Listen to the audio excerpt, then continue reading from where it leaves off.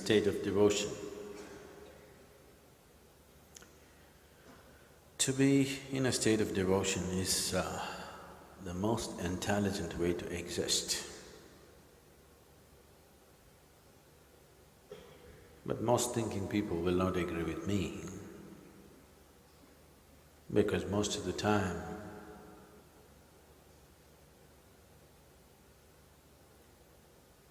the so-called devotees look the most idiotic of all on this planet.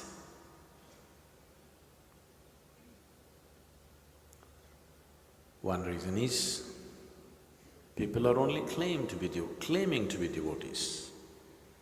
They're not really devotees, they're a kind of brand.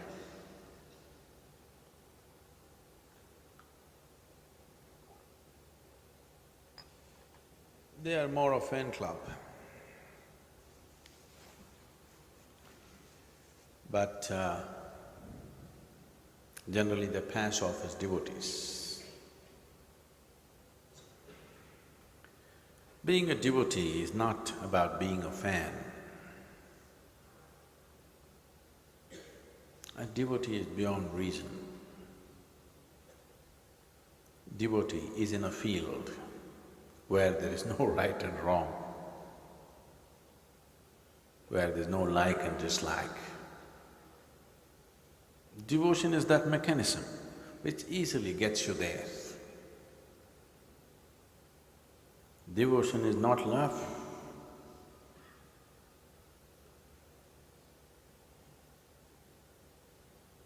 When love is like a flower. A flower is beautiful, it's fragrant, but it wilts with the weather.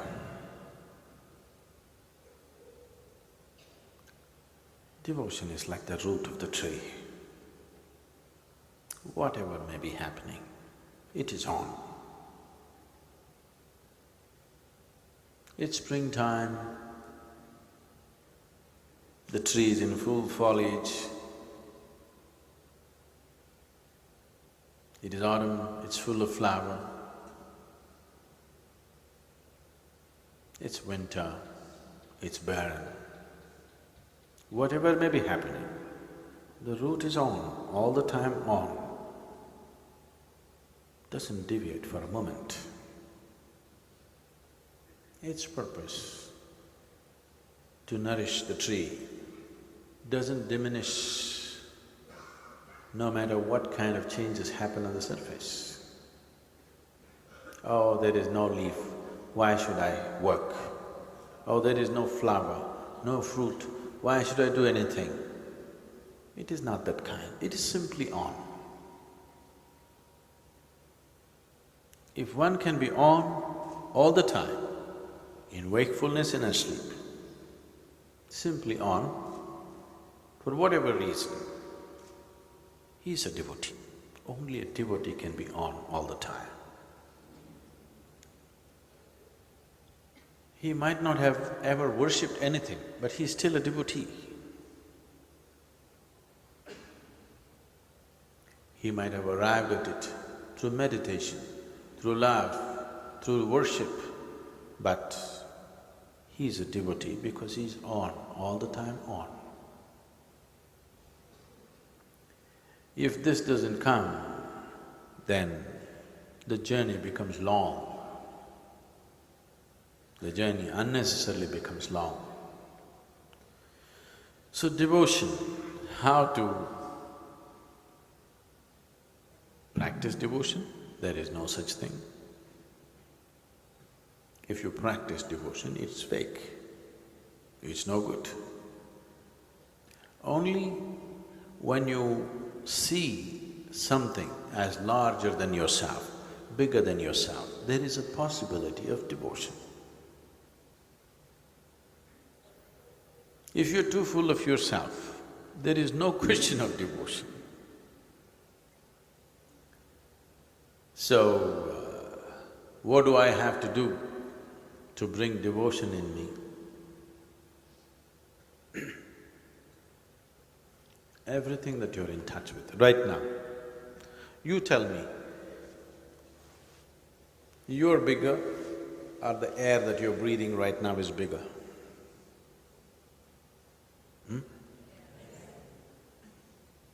Don't give me hot air, okay? Do you really think so? Now, you're going to sit there and eat your food. Which is bigger, you or the food in your plate?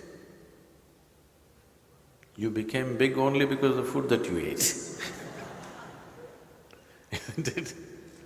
Yes, depending upon how much food you eat, that is how you're becoming bigger. You say, what nonsense, a heap of food in my plate is that bigger? But 3 days if we don't give you food, 4th day, devotion will come.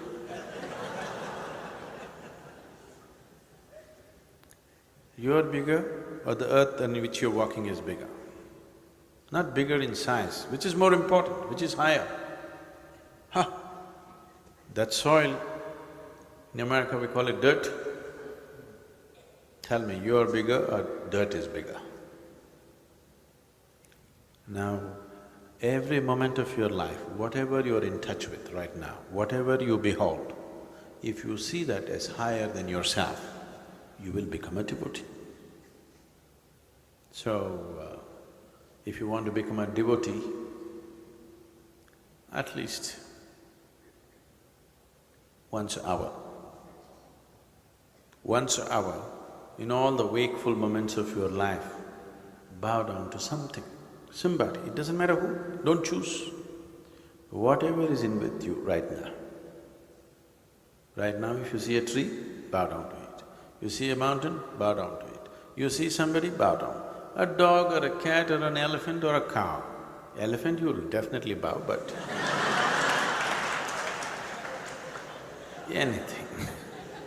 anything that you see, you bow down. Once an hour, just do it through the day. See if it can become once a minute.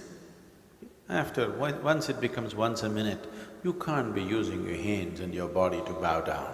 You simply do it within yourself. Once it becomes that's your way, then you're a devotee. A devotee does not mean you're a walkover.